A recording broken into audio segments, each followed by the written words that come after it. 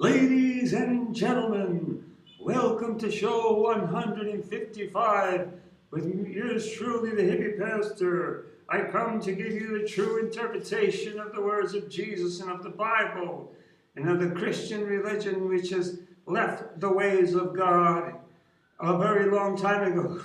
Basically, as soon as Jesus went away and did the Peter Pan flying act, the Holy Ascension, so-called, ever since then, Christianity started deviating on the wrong path thanks to a certain apostle, which I seem to have a beef with. This would be the Apostle Paul, a Pharisee, who ended up joining the Christian religion and becoming its leader and taking it back to the ways of hypocritical religion, self-righteousness, self-holiness, etc. But we're not here to talk about the Apostle Paul yet. Right now I want to talk about myself, the Hippie Pastor. Ladies and gentlemen, it's very important for me to tell you that I was an atheist. I was a drug addict since the young age of 14. And also, coincidentally, I was an atheist. I was a declared atheist. I did not believe in the existence of God. I renegated God. I hated God because he let my father die when I was 12 years old or something like that. And I did not understand it. It happened on a Thursday. And ever since then, Thursday became my day, according to me, of bad luck in my little 12-year-old heart. And I was a good Catholic man till that happened. And then when that happened, I said, no more. I'm through with religion. Give me some drugs. Give me some marijuana. Give me some LSD. and ever since then, I tried every drug there is under the sky. Ladies and gentlemen, but there's one interesting thing. The life of drug addiction, I shot up heroin, I've done cocaine, I've done anything you can imagine, okay? And quality stuff, all right? All right.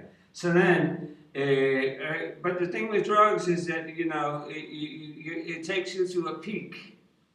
And then when you get to that peak, there's only, your life starts going down on a downward spiral. Either you jump off the cliff and kill yourself, or drugs just kind of ruin your soul, ruin your brain, and forget you, right? So I had already reached that peak, and I was on my way down. I was having so many bad trips. If I started telling you about all the bad trips I had, you would fall asleep. But no. So what I did was, because everybody wants to go to heaven, but nobody wants to die. So I really didn't want to die. I was contemplating suicide. Suicide was definitely on the list of things to do. Okay. And I was serious about it. It wasn't just an emotional thing. I really wanted to commit suicide because I found no purpose in life.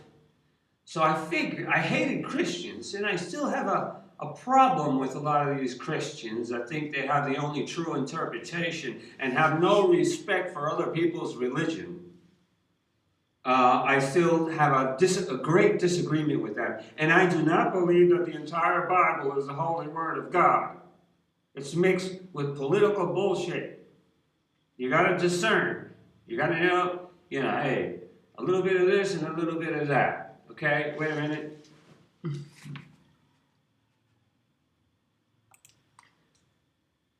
So, I learned to discern of, you got to pick and shovel, just like mining, You throw out the bad rocks, the dirt, and you keep the precious jewels. So I'm not saying there ain't no precious jewels in the Bible. There surely is. But even the words of Jesus, I've twisted around a lot. Not all of it, but I'm here to correct that.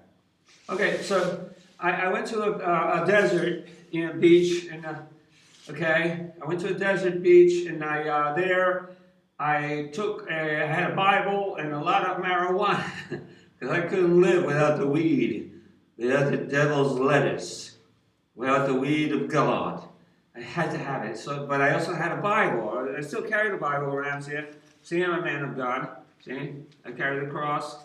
I got Bibles. I got all kinds of Bibles. Some of them are kind of they're not in good shape. Because I study them so much, and a friend of mine, I think he's been smoking out of my Bible because I see like burnt. It's part of the pages are burnt.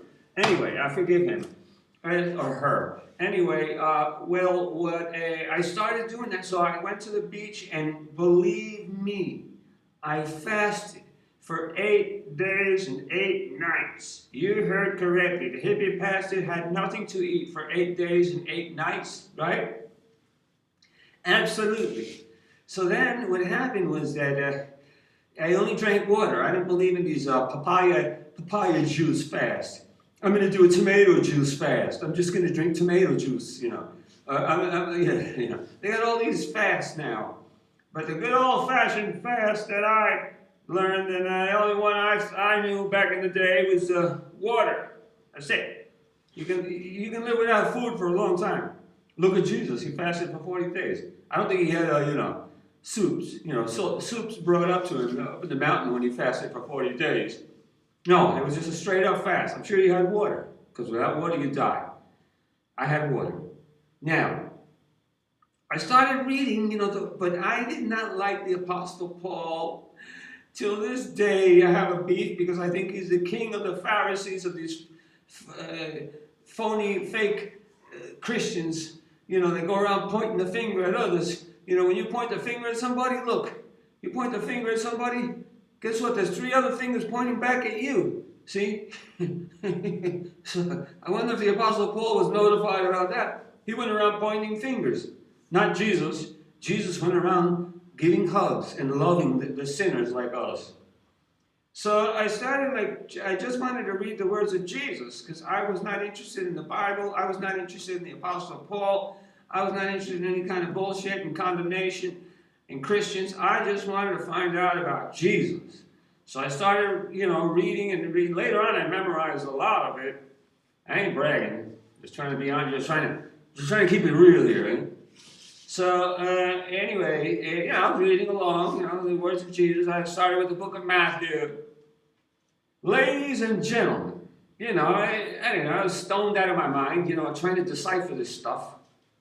Ladies and gentlemen, I arrived, the hippie pastor, you heard correctly, arrived at chapter 15 of the book of Matthew, between the verses of 8 and the verse 11. Okay? Between the verses of verse 8 and verse 11. Okay? The book of Matthew. Let's read it. Let's see what that is. What's the hurry? Where you going? You got something to do? Okay, Matthew 15. Oh, this is a Spanish Bible. Dang. These people don't give me a break. The verses 8. Wait, give me a break. Okay, there we go. Jesus is with us. Jesus is helping us. Thank you, Jesus. Verses 8 to verse 11 of Matthew chapter 15. This is what hit me like a stone cold rock. I mean, it hit me in my heart of stone and turned it into a heart of flesh. I had no love until I read this. And I didn't understand Jesus. Or I wasn't sure about Jesus until I read this. Matthew 15, verses 8 through 11. Let's do verses 7 through 11. Like 7-11, that'll be easy to remember, okay? 7-11. Ye hypocrites, well did Isaiah. Jesus is talking to the religious Pharisees, the religious hypocrites, not to the poor sinner on the street, like us. Ye hypocrites, well did Isaiah prophesy of you, saying, this people draweth nigh unto me with their mouth, and honoreth me with their lips, but their heart is far from me. But in vain they do worship me, teaching for doctrines the commandments of men. And he called the multitude and said unto them, hear and understand. Not that which goeth into the mouth defileth a man, but that which cometh out of the mouth and from his heart, this defileth a man. End of story. Okay, so what was Jesus saying? What did I understand? That the Christians would condemn us and point the finger for smoking marijuana, for drinking beer, for whatever. You know, they would say we're hippies, we're going to hell. All hippies going to hell because they smoke marijuana, they smoke cigarettes, they drink beer. They curse sometimes. Okay, but Jesus is saying, not what goes into your mouth defiles a man, cigarettes, pot, beer. Not what goes into the mouth defiles a man, but what comes out of his heart. Ladies and gentlemen, I was baffled. I was baffled and set back and knocked off my high horse and knocked on my ass when I read that. I realized that Jesus Christ was not like the Christians. His sense of values was the opposite from the Christians. He wasn't going around judging people or condemning people for what they put in their mouth. He was going around saying, it's not that important. I mean, you know, you hurt yourself, I guess, you know, by excess and abuse. You know, moderation is the key. I always say that. But what's in your heart is the thing that Jesus, that priority. Priority is what's in your heart, not what you put in your mouth. What's in your heart. Because these people, they didn't smoke. I don't smoke. I don't take drugs. I go to church every Sunday, but my heart is colder than Siberia in the wintertime, you know. But Jesus had a warm heart, and he said, not what goes into the mouth defiles a man, but that which comes out of his heart. Ladies and gentlemen, we're finishing now, and all I want to say is that that's the verse that saved me, that changed my life, that made me realize that Jesus was my friend, and that made me see that he was not like these hypocritical, self-righteous, holier-than-thou Christians. He was one of us. He was one of the people from the streets, the proletariat. He was a proletariat. He was a street guy. He understood us. And he didn't condemn us for if we drink a beer, if we smoke a little weed, or smoke a cigarette. No. He wants to see what's inside your heart. Do you have a heart of love? That's all you need. All you need is love. That's why, as I always say, I love you, and I like you. Thanks. See you next show.